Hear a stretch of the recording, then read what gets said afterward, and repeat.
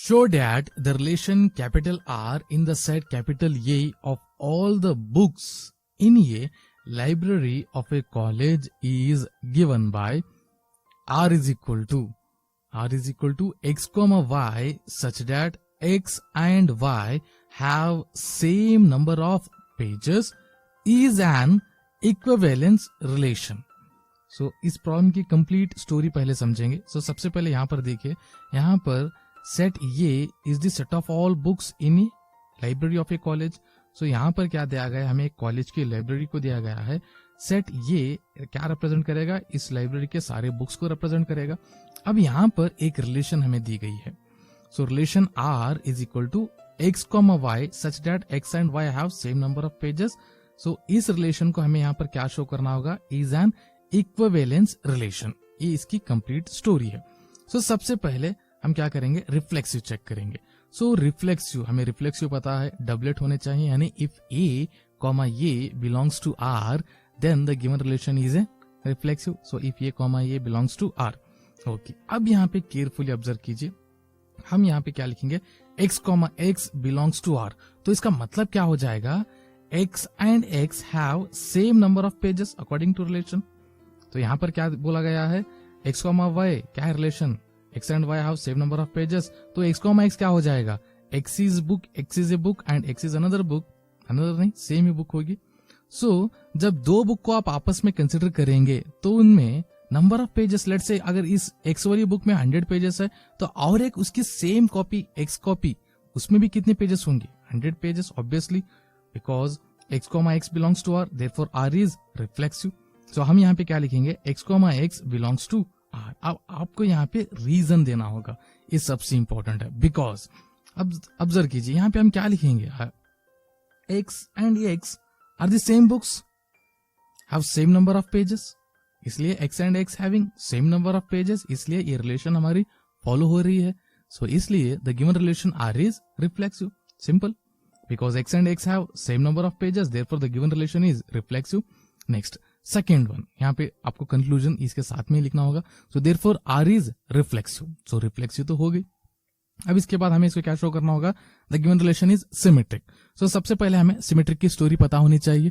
तो सिमेट्रिक में क्या होगा, सिमेट्रिक इज, सो सिमेट्रिक में क्या लिखेंगे, if A comma B belongs to R then its reverse order B comma A also belongs to R. If A comma B belongs to R that implies B comma A is also belongs to R. Okay, अब हमें यहाँ पर observe कीजिए, अब हम क्या करेंगे, यहाँ पे दो बुक्स को कंसिडर करेंगे, X और Y. Let's say X comma Y belongs to R. तो इसका मतलब क्या हो जाएगा, गिवन रिलेशन में दिया गया है X and Y have same number of pages. Let's से हमने X एक बुक को कंसिडर किया और उसी तरह और एक बुक Y, बिकॉज यहाँ सेम बुक नहीं है, दूसरी वाली बुक है, वो बुक क्या है हमारी, Y है. तो अब हम अकॉर्डिंग टू रिलेशन यहाँ पे क्या कर रहे हैं, both books having same number of pages. Let's say इन दोनों बुक्स में नंबर ऑफ पेजेस, लेट्स से मैं एग्जांपल के लिए दे रहा हूं आपके समझने के लिए, बिकॉज प्रॉब्लम में कहीं भी मेंशन नहीं किया 100 बोल के.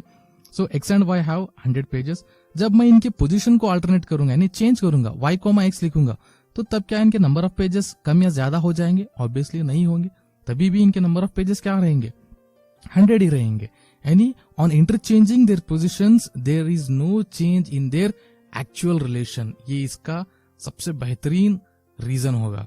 सो इसलिए x comma y belongs to R, so that implies y comma x is also belongs to R, because on interchanging their position there is no change in their actual relation. So इसलिए R is symmetric. Okay, आपको पता चल गया. अब इसके बाद इसका reason लिखेंगे. यहाँ पे क्या है, here x comma y belongs to R, that implies y comma x is also belongs to R. हमने हमारा रिजल्ट तो बता दिया, इसका रीजन हमें बताना होगा. बिकॉज क्या लिखेंगे, both books having same number of pages. Because x और वाई में अगर 100 पेजेस है तो वाई कॉमा एक्स में भी कितने पेजेस होंगे, 100 पेजेस होंगे. तभी तो जब सेम नंबर ऑफ पेजेस होंगे तभी तो इसकी सिमेट्रिक फॉलो होगी. बहुत ही सिंपल लॉजिक है. Because both books having same number of pages, therefore the given relation R is symmetric. बहुत ही सिंपल स्टोरी है. Therefore the given relation R is symmetric. Okay, अब ये रिफ्लेक्सिव हो गई, सिमेट्रिक हो गई. अब हमें इसको क्या चेक करना होगा, ट्रांजिटिव. अगर ये ट्रांजिटिव भी हो गई तो ये इक्विवेलेंस रिलेशन हो जाएगी. Okay, so now third one, transitive. So transitive की स्टोरी तो आपको पता है. ट्रांजिटिव रिलेशन में क्या होगा, रिलेशन एक एलिमेंट से दूसरे एलिमेंट में ट्रांसफर होती चली जाएगी.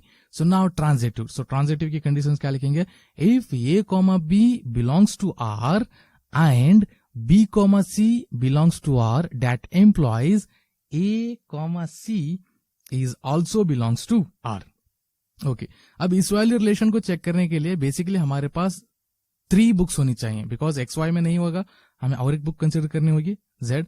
सो सबसे पहले देखिए, अगर यहाँ पे x comma y belongs to R, तो इसका मतलब क्या हो गया, x and y having same number of pages. Let say हमने एग्जांपल कंसिडर किया, एक्स वाली एक बुक है, उस बुक में 100 पेजेस है. लेट से वाई और एक बुक है. अब अकॉर्डिंग टू रिलेशन क्या बोला गया यहाँ पे, सेम नंबर ऑफ पेजेस, तो हमने क्या कहा, एक्स और वाई में 100 पेजेस है. ओके, सो अब हम लिख रहे हैं 100 पेजेस. इसी तरह y कॉमा जेड, यानी जेड एक और एक बुक है, हमने उस लाइब्रेरी से कंसिडर की हुई है. So y comma Z belongs to R, तो इसका मतलब क्या हो जाएगा, y and z having same number of pages. अगर y में 100 नंबर ऑफ पेजेस है तो z में भी कितने नंबर ऑफ पेजेस होने चाहिए, अगर रिलेशन होल्ड्स गुड होनी चाहिए तो ऑब्वियसली यहां पर भी कितने पेजेस होने चाहिए, 100 पेजेस होनी चाहिए. So y comma Z belongs to R, तो इसका मतलब क्या हो गया, y and z having same number of pages. So हमने पहले ही कहा था, एग्जाम्पल कंसिडर की थी, दोनों बुक में 100 पेजेस है. तो अब ऑब्जर्व कीजिए, अब x और z को कंसिडर कीजिए. सो x और z, सो x में भी कितने पेजेस हैं, 100, और z में भी कितने पेजेस हैं, 100. तो अब हम क्या कह सकते हैं, इन दोनों बुक्स में भी सेम नंबर ऑफ पेजेस है, यानी इसका मतलब क्या होगा, x comma z is also belongs to R. तो बहुत ही सिंपल स्टोरी है. So x comma z also belongs to R. Y, because all the books having same number of pages. Because मैंने पहले ही कहा था, ट्रांजिटिव में रिलेशन एक एलिमेंट से दूसरे एलिमेंट में ट्रांसफर होती चली जाएगी, इसलिए x comma z is also belongs to R. Okay, अब हम यहां पे लिखेंगे r इज ट्रांजिटिव.